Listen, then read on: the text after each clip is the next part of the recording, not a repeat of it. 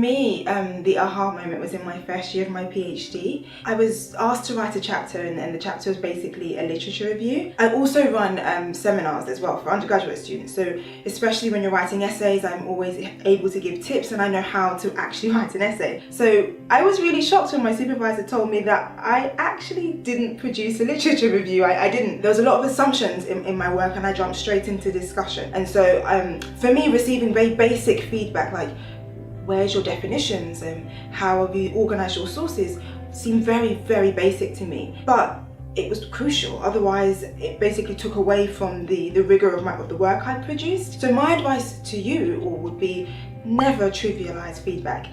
Even if it sounds basic to you, it most likely is very crucial. So always listen to all types of feedback that you're given. For me, the moment that feedback finally hit home was just after my A-levels, when I started university. At A-level, I got some good marks and then I got some poor marks, and I just didn't know why. And when I got to university, I was really lucky. The first essay I wrote went really well. And I would have just taken the feedback and gone, hurrah, and that's it, really just looked at the grade. Except one of my friends hadn't done as well as she'd hoped.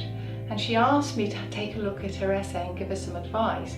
And for the first time ever, I took a meta-level look at my work. So I sat with the two essays side by side and went systematically through them, trying to work out from the feedback why we got our different marks. And that made all the difference. And what I learned from that was that you can't just passively receive the feedback. You've got to do some work with it afterwards. And if you can, it really helps to look at other people's work, to try and get that meta-level look. And that can make all the difference to being able to incorporate the feedback and figure out what you're expected to do.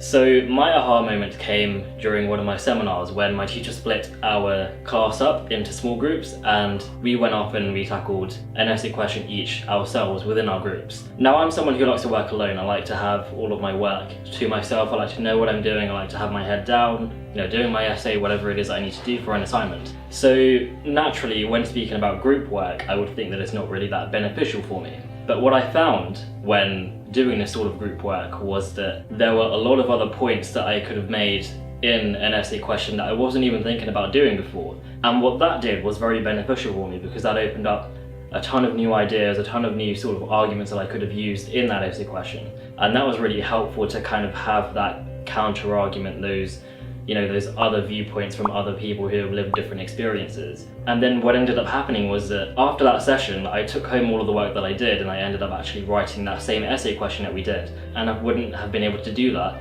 if it wasn't for the group feedback that we did in that class.